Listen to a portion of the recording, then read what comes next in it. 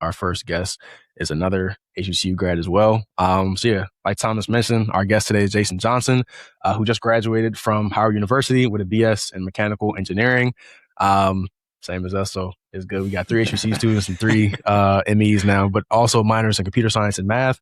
And this fall, he's heading to Stanford to start his PhD in aeronautics and astronautics as a Knight Hennessy Scholar, which is Stanford's flagship multidisciplinary graduate fellowship. And Jayson is the first Howard alum ever admitted into the program out of a cohort of 87 scholars from 31 countries.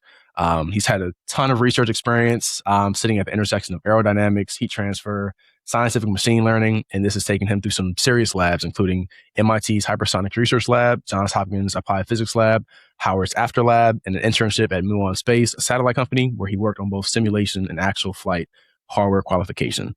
Outside of the lab, he also co-founded Rooted, which is a campus platform now connecting more than 1,500 Howard students, with $120,000 raised and an official university partnership in the works. Won first place and $20,000 at Howard's Empower Pitch Competition.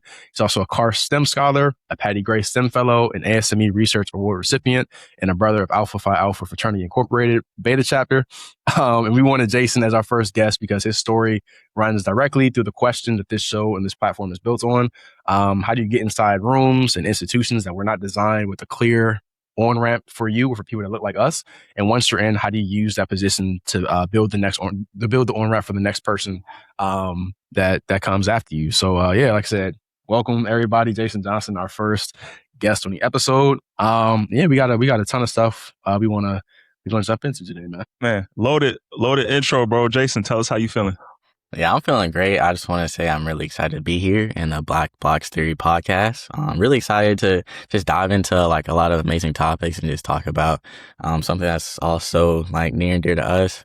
It's really cool that we're all a room full of like mechanical engineers, HBCU. I feel like there's a lot of great topics we can talk about. I'm really excited. No doubt, bro. Yeah, for sure. And that's like I said, it's always great to have somebody else, like I said, it looks like us, like I said, with a crazy background and resume, like Jayson does. So yeah, it's a ton of stuff for us to dive into today. But like I said, we're going to start things off, obviously starting with the origin. And everybody has their reasons for getting into it, but we want to go back to before Howard. So what actually put mechanical engineering on your radar, and was it engineering specifically? Or did you feel like you had to get forced into it because you just wanted to, jump into engineering? Like what kind of put it on your radar and got you into it?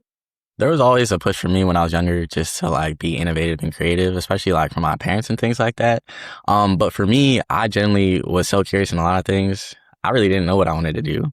I feel like you typically have those stories where, everyone is like taking stuff apart and putting it back together. Yeah, that was me too.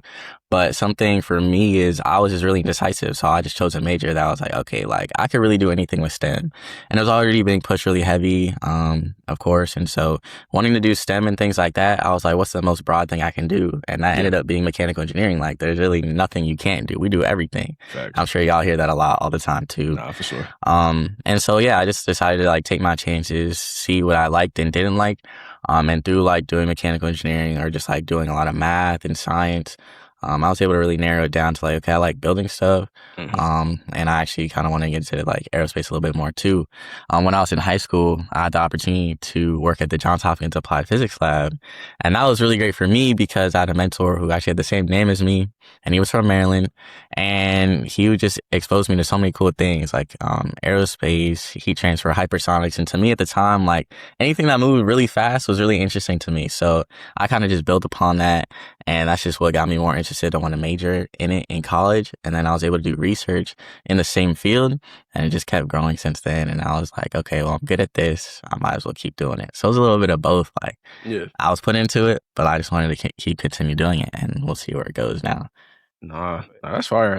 Were you I meant to. I just realized like I feel like we have a crossover there because I interned at APL when I was in high school too. Were you in the No way. Were you in the circuit Aspire? Yeah. Yes. Bro, yo, that's crazy. I was about to say because I did that in high school, like my senior year. But I was on I was working in like on like a almost like an entire I was doing like all research all in like software engineering, like in cybersecurity, Internet of Things, IoT, and AI. So it's like. Nah, that's actually insane. That's a small world, bro. Nah,